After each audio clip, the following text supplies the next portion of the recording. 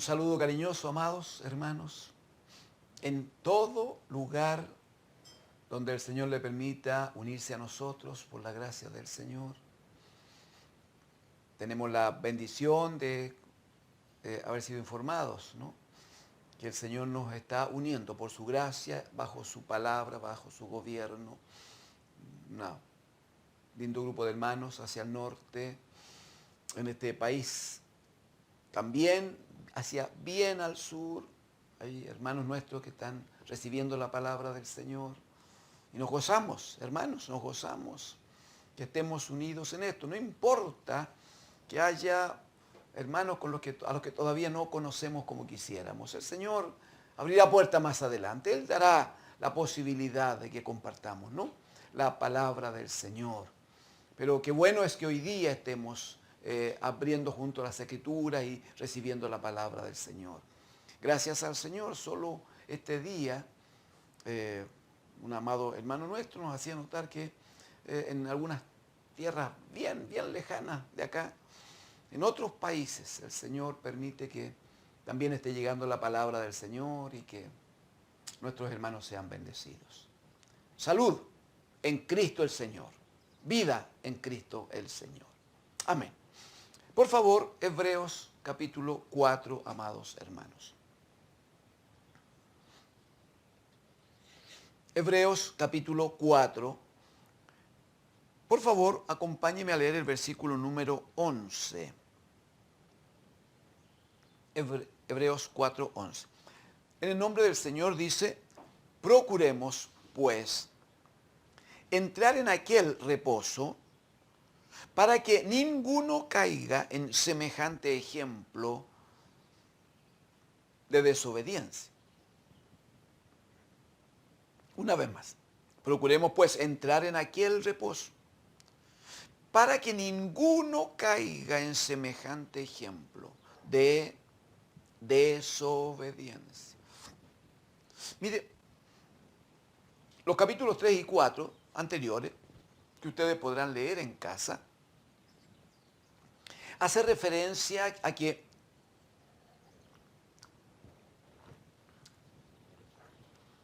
Dios le ofrece por Moisés al pueblo de Israel salir de la esclavitud de Egipto, donde claramente no tenían reposo de ninguna forma, de ninguna naturaleza. No había reposo.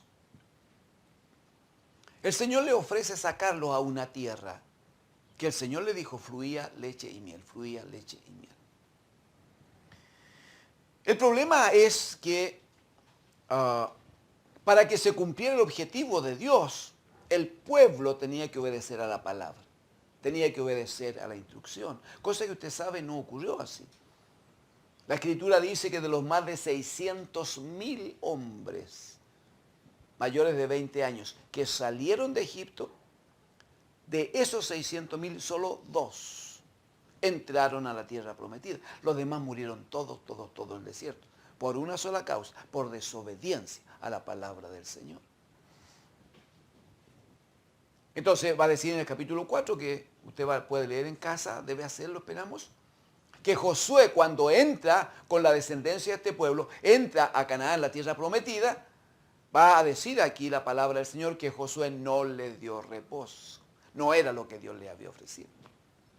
Si usted va hacia atrás en Génesis, capítulo 2 y 3, usted va a recordar que Adán y Eva, mientras estuvieron en la casa que Dios les había creado, que Dios les había hecho, mientras estuvieron en la casa y se mantuvieron en comunión con Dios y obedecieron a la palabra, estuvieron plenos, absolutamente llenos, descansando en el reposo de Dios.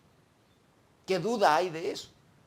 Ni siquiera se preocupaban de la lluvia, usted sabe eso. Diariamente salía un vapor de la tierra, dice la Escritura, y regaba todo de forma exquisita. Reposo absoluto. ¿Cuándo pierden el reposo? Cuando en el capítulo 3 desobedecen a la palabra de Dios. Cuando deciden andar en sus propios caminos. Cuando deciden tomar sus propias decisiones. Cuando escuchan otra voz y se olvidan de la voz de la palabra de Dios. y pierden el reposo entonces. Por eso que el llamamiento aquí es a que procuremos, dirá el Espíritu del Señor. Procuremos, versículo número 11. Entrar en aquel reposo, el que perdió a Adán y Eva, el que no alcanzó el pueblo de Israel por desobediencia. Procuremos pues entrar en aquel reposo para que ninguno caiga en semejante ejemplo de desobediencia. No repitamos, está diciendo la experiencia, ni del pueblo de Israel, ni de Adán y Eva, y varios otros que fueron, claro, desobedientes al Señor. Versículo 12, porque, entonces aquí le va a dar la fuerza que requiere. Porque la palabra de Dios, está diciendo, no es cualquier palabra. La palabra de Dios es viva y eficaz, y más cortante que toda espada de dos filos, y penetra hasta partir el alma y el espíritu. Penetra hasta partir el alma y el espíritu, las coyunturas y los tuétanos, y discierne los pensamientos y las intenciones del corazón. Y no hay cosa creada que no sea manifiesta en su presencia, va a decir. Permítame decir algo acerca de este versículo 12, que ya vamos a seguir, hermanos, vamos a leer un poquito más. Pero respecto del versículo 12, dice que debemos cuidar de no caer en el ejemplo de desobediencia que otros tuvieron antes. Porque va a decir, la palabra de Dios es viva, o sea, tiene vida, es eficaz, o sea, logra el objetivo. Si usted recuerda lo de Isaías 55, el Señor va a decir, así como la lluvia que yo envío a la tierra, que logra objetivos, de la misma manera será mi palabra, la palabra que sale de mi boca. Hará todo aquello para que yo la envíe, dice. Será prosperada en aquello para que la envíe. O sea, va a ser una palabra eficaz. Va a lograr objetivos, va a hacer aquello que yo quiero que haga. Ese es el punto. Entonces dice el Espíritu aquí, porque la palabra de Dios es viva y es eficaz. Pero agrega, es más cortante que toda espada de dos filos, que penetra hasta partir el alma y el espíritu. Ay, hermano lindo. Penetra hasta partir, hermano, usted no entiende bien. Partir el alma y el espíritu. Usted sabe que en el alma nuestra se alojan todas las emociones, todas las situaciones afectivas, pero también las aflictivas. Los buenos recuerdos y los malos recuerdos. Las buenas experiencias y las malas experiencias. Entonces, podríamos brevemente examinar, por causa de los tiempos que se están viviendo, por causa de las situaciones que se dan en la familia y en la sociedad. Una vez que pase todo este movimiento, no sé si ha pensado quién es el profesional que más trabajo va a tener en este país. En este momento la están teniendo los médicos, enfermeras y todo el personal que está colaborando en lo de la salud. Deseamos bendiciones para ellos, sinceramente. Que el Señor les bendiga, que el Señor les proteja, que el Señor les cubra. Ojalá permita el Señor que el virus no les afecte a ellos y puedan sacar adelante la tarea, que sean fortalecidos también en capacidad física para lograr el objetivo. Que el Señor les cubra. Oramos al Señor por ellos. La iglesia del Señor debe estar orando por ellos también al Señor. Sin embargo, pasado todo esto, el alma de toda persona va a estar tan afectada, tan dañada, que los psicólogos seguramente no van a dar abasto. Seguramente las consultas psicológicas van a estar atestadas de gente que quieren desahogarse, conversar, buscar solución, contar su situación, su problema. El punto es, me voy a permitir decirlo de esta manera, que los psicólogos tienen una formación profesional que les permite escuchar a la gente y que les permite tomar algo de lo que la gente les va diciendo y a partir de la formación que tienen de cómo deben atender al paciente y tomar la instrucción. En las universidades, en la carrera de psicología, se habla de diversas escuelas de conducta. Eso significa que según el modelo, según lo que se escucha del paciente, entonces uno podrá aplicar una instrucción u otra, pero es lo que hace a partir de lo que recibe del paciente, no tiene nada más. Salvo que el psicólogo o la psicóloga sea una amada hermana nuestra, sea un hermano nuestro. Porque este hermano o esta hermanita amada, psicólogos, ellos por sobre la instrucción de la universidad, por sobre este conocimiento de estas escuelas, ¿no? Estas formas de tratar la psicología humana, por sobre este conocimiento temporal que le ha dado la universidad, nuestros amados hermanos y hermanas psicólogos, ellos portan la palabra del Señor. Y no es ante el conocimiento de la universidad, sino que es ante la palabra del Señor que toda alma está abierta y dispuesta. Lo que estoy diciendo, ruego al Espíritu del Señor que nos dé entendimiento en esto. Que cualquier profesional psicólogo no puede resolver los problemas de nadie, no puede. Da un consejo, indica una metodología, desahóguese de esta manera, está bien. Pero hay un grupo, algunos de los profesionales en psicología, que son nuestros hermanos, amados nuestros, que están en Cristo el Señor, que portan la palabra del Señor. Y como la palabra del Señor que llevan en sus vidas es una palabra viva y eficaz, esa palabra permite que cuando nuestra hermana psicóloga, nuestro hermano atiende al paciente, la palabra del Señor que fluye de la vida de nuestra hermana, de nuestro hermano, esa palabra que fluye llega al alma. Un alma que por la palabra es partida. Y queda allí entonces, ante la mirada, ante el Espíritu del Señor, queda todo abierto. Esa alma queda abierta, ese espíritu dañado está abierto ante el Señor.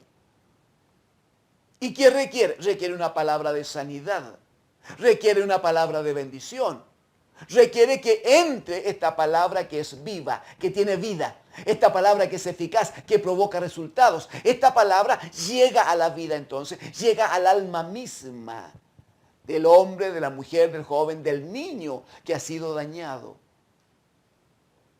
Y esa palabra sí que es sana. Porque, con mucho respeto, no es la palabra del psicólogo ni de la psicóloga. Es la palabra del Dios de los cielos, que utilizando este canal que se ha ofrecido al Señor voluntariamente, que se llama psicólogos, psicólogas cristianos en Cristo el Señor, esa palabra bendecirá a aquellos que están necesitados y deseosos. Se cumplirá lo que dijo el Señor Jesucristo: vengan a mí. Aleluya. Mi hermana psicóloga, mi hermano psicólogo son figura de Cristo en esto. Vengan a mí los cargados y trabajados y yo les haré descansar. ¿Por qué puede dar reposo el Señor? Porque la palabra de Dios.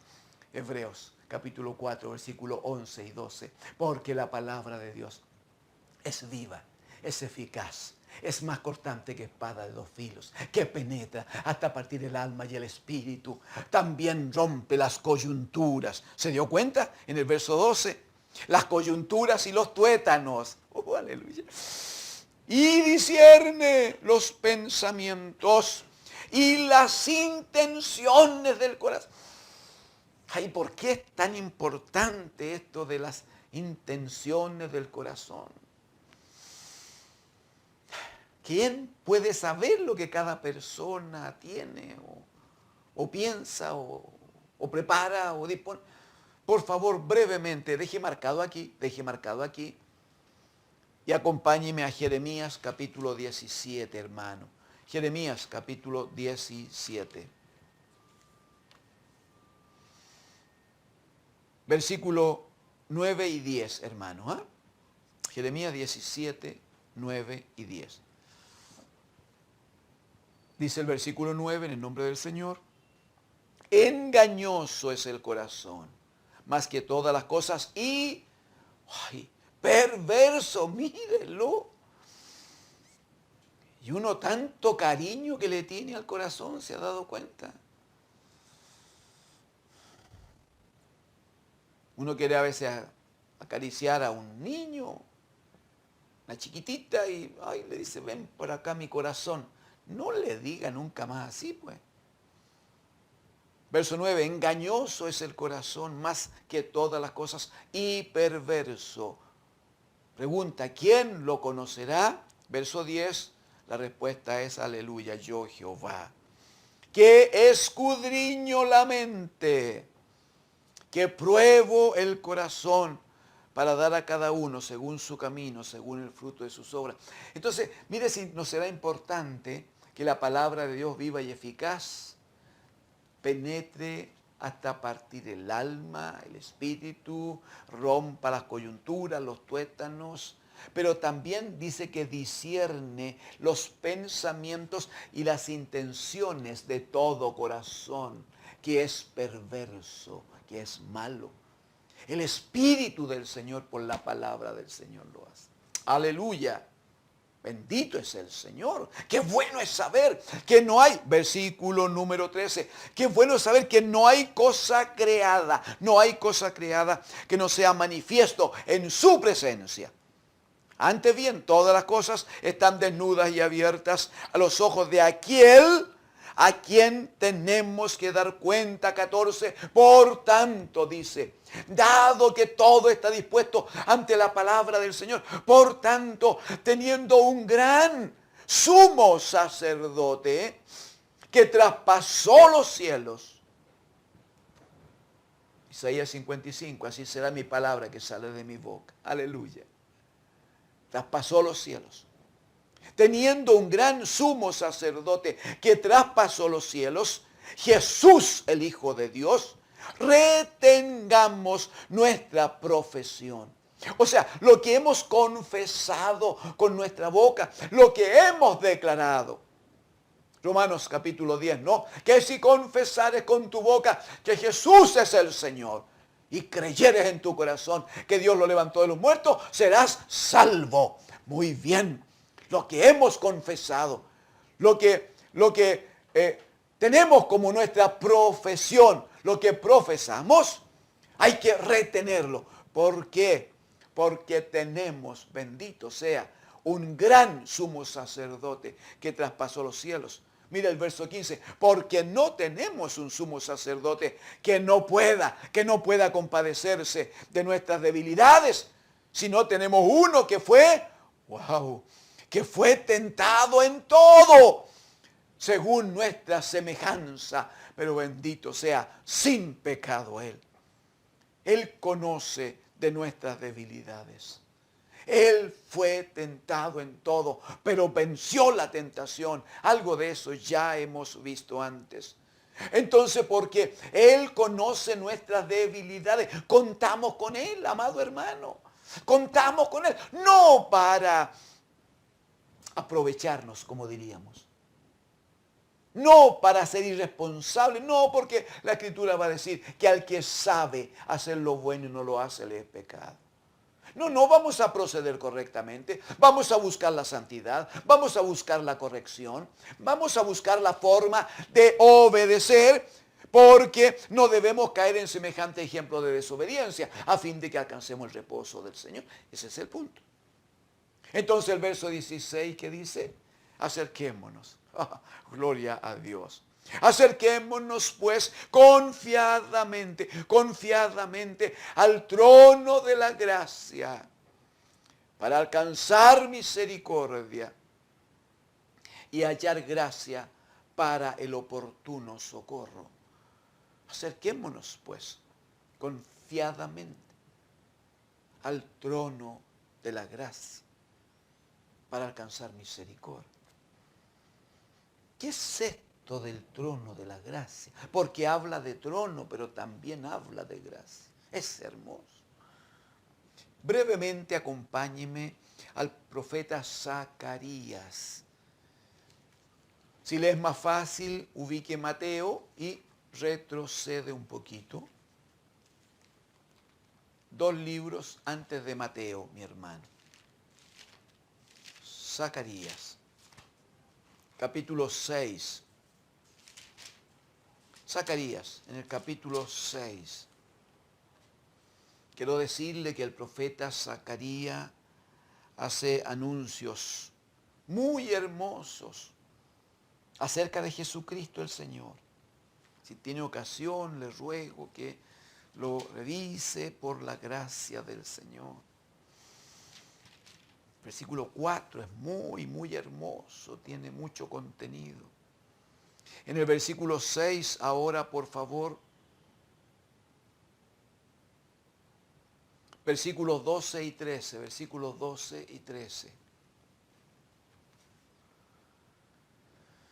El versículo 12 va a decir, y le hablarás, habla con el profeta el Señor, le hablarás diciendo, así ha hablado Jehová de los ejércitos, diciendo, he aquí el varón cuyo nombre es el renuevo, el cual brotará de sus raíces.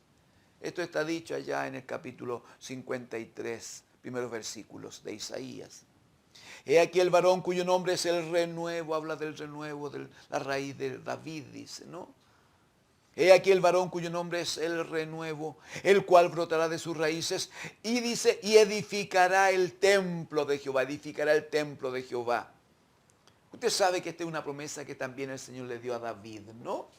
Cuando le dijo que de sus lomos, de su descendencia, iba a levantar uno. Él me va a construir casa, dijo el Señor. Pero yo afirmaré su trono eternamente, eternamente y para siempre. Cuando habla de edificar casa, ya 2 Samuel 7, en el compromiso de Dios con David, cuando habla de edificar casa está haciendo referencia a un servicio sacerdotal, al templo de Dios. Y cuando habla de darle un trono eterno y para siempre, está hablando del gobierno eterno de un gran rey. El profeta Zacarías, mucho tiempo después, recibe esta palabra de Dios y habla de este hombre que es el renuevo.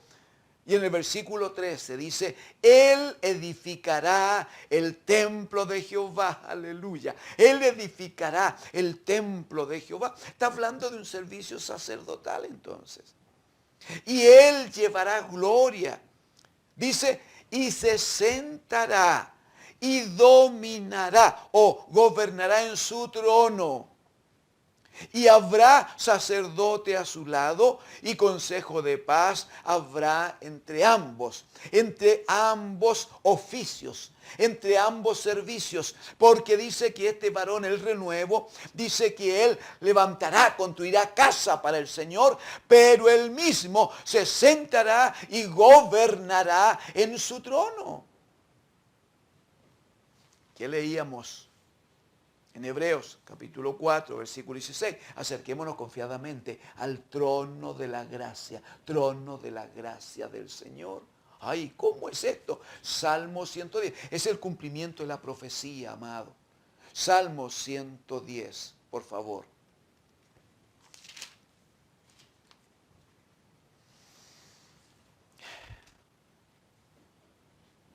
Ya lo tiene usted, ¿no? Salmo 110, verso 1. Jehová dijo a mi Señor, el Padre respecto de su Hijo. Jehová dijo a mi Señor, siéntate a mi diestra, hasta que ponga a tus enemigos por estrado de tus pies. Jehová enviará desde Sión la vara de tu poder. Domina en medio de tus enemigos. Tu pueblo se te ofrecerá voluntariamente en el día de tu poder, en la hermosura de la santidad. Desde el seno de la aurora tienes tú el rocío de tu juventud. Mira el verso 4. Juró Jehová y no se arrepentirá. Tú eres sacerdote para siempre, según el orden de Melquisedec. Según el orden de Melquisedec.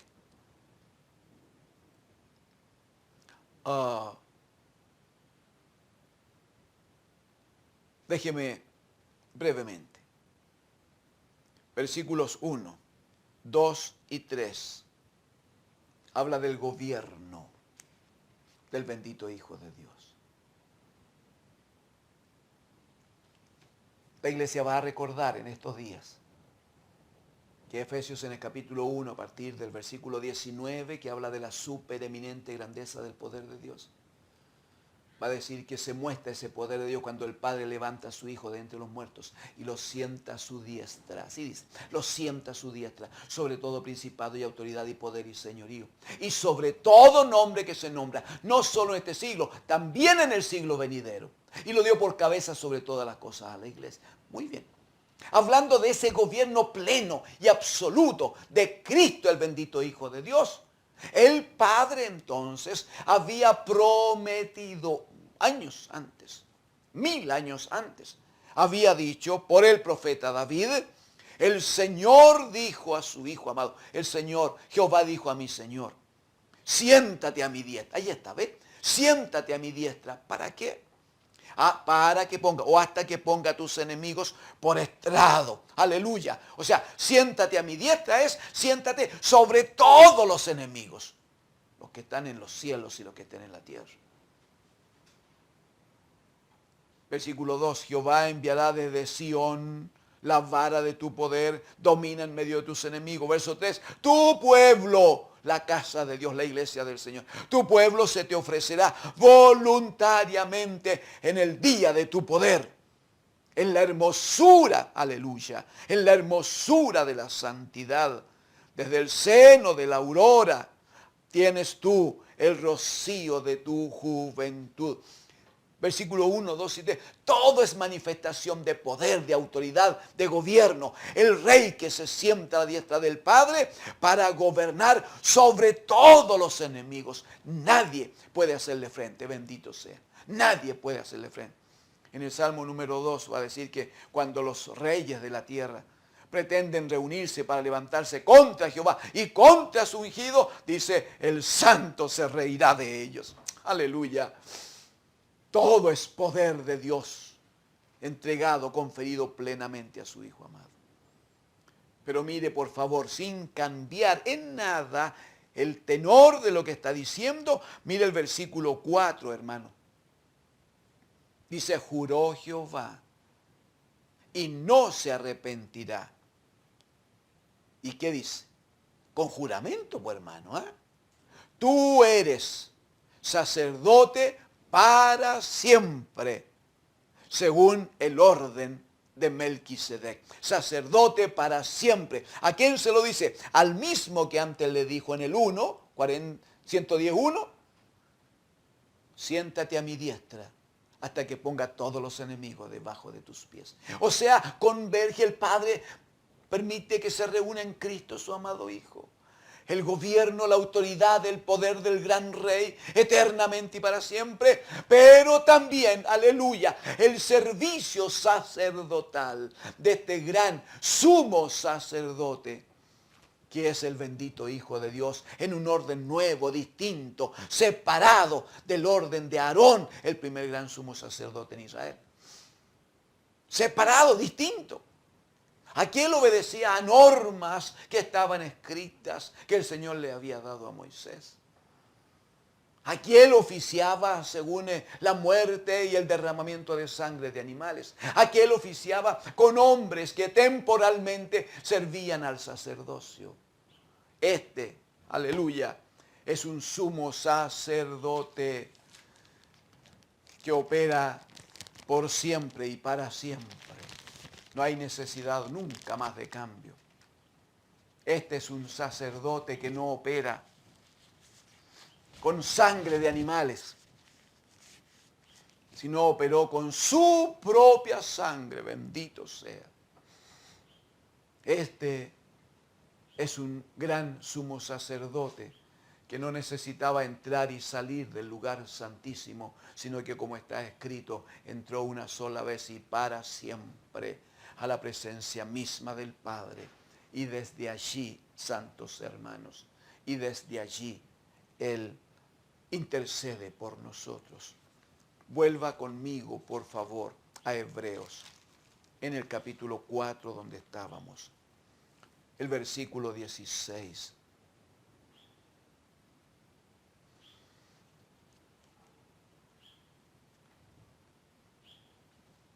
Versículo 16. Acerquémonos pues, hermanos, ese es el llamado. Esa es la invitación. Que alguno de ustedes puede que tenga un cargo de conciencia, y gloria a Dios que así sea. Porque está bien que si hemos pecado, el Espíritu Santo nos remueva la conciencia. Es bueno, está bien.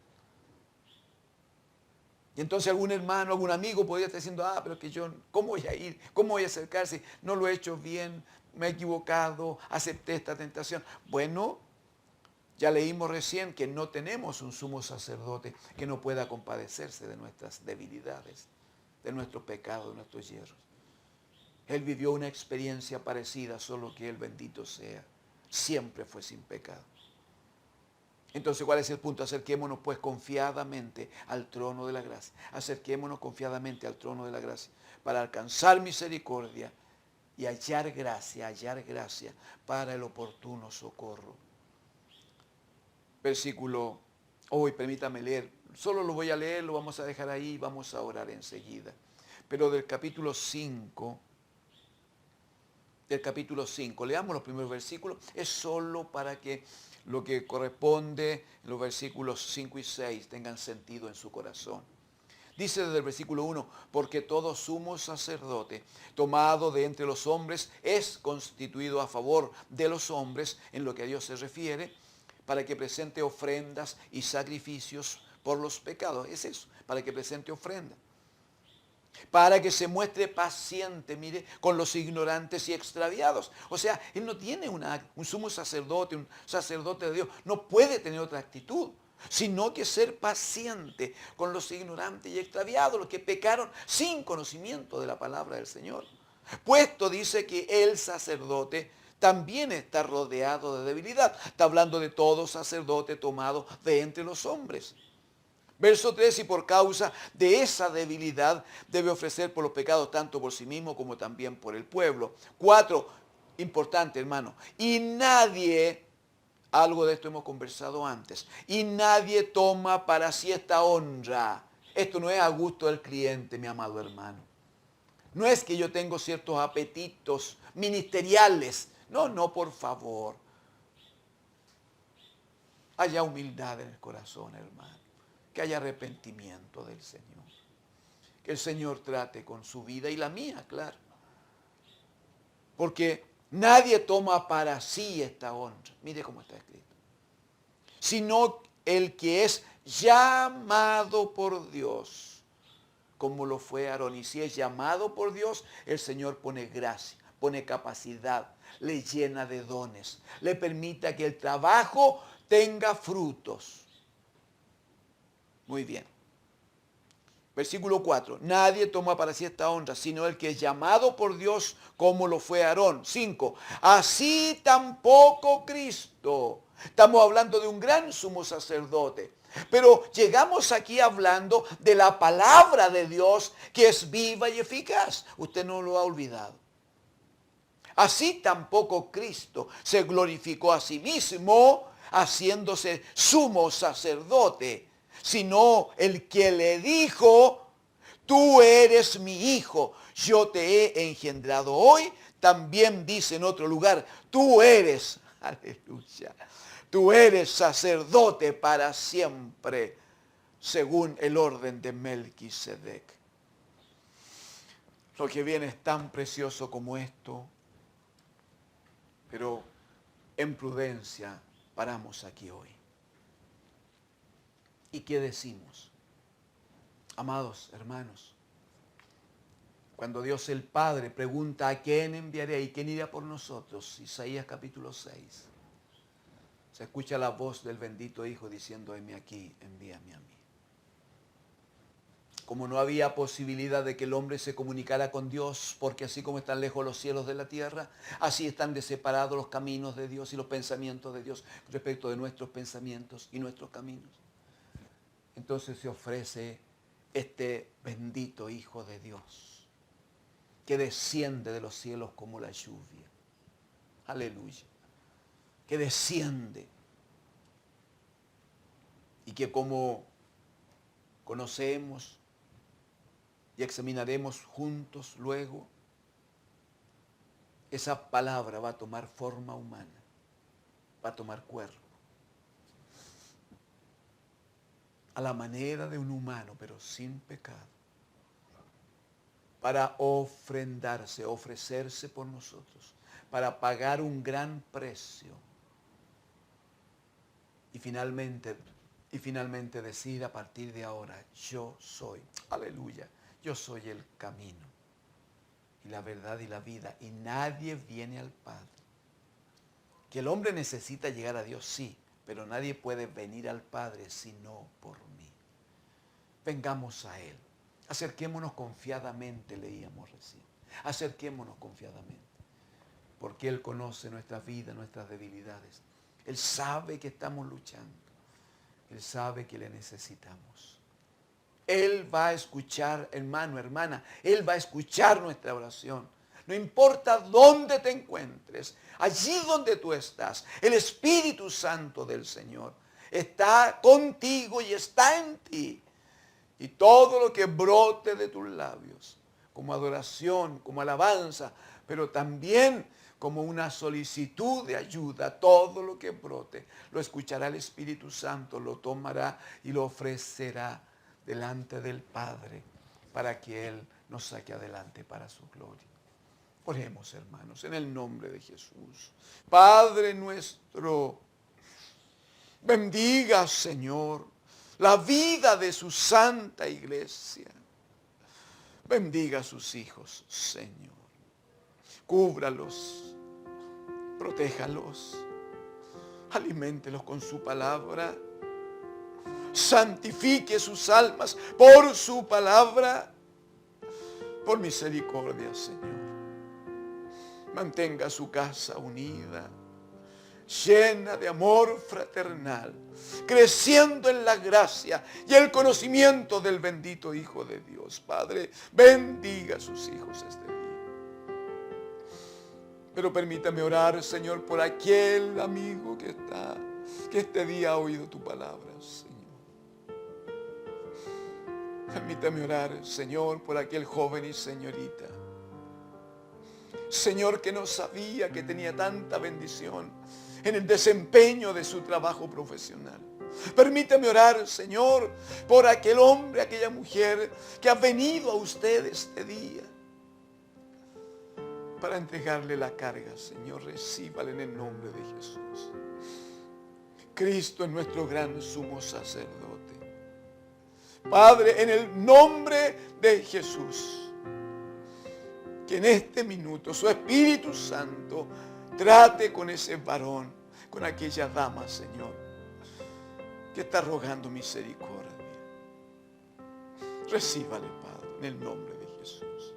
Recíbale, Padre, que haya quebrantamiento en su alma, que haya confesión de pecados y que luego el Espíritu le dé testimonio de que ya es parte de tu casa, que pueda decirte con libertad: Padre nuestro, aleluya, gracias, Señor.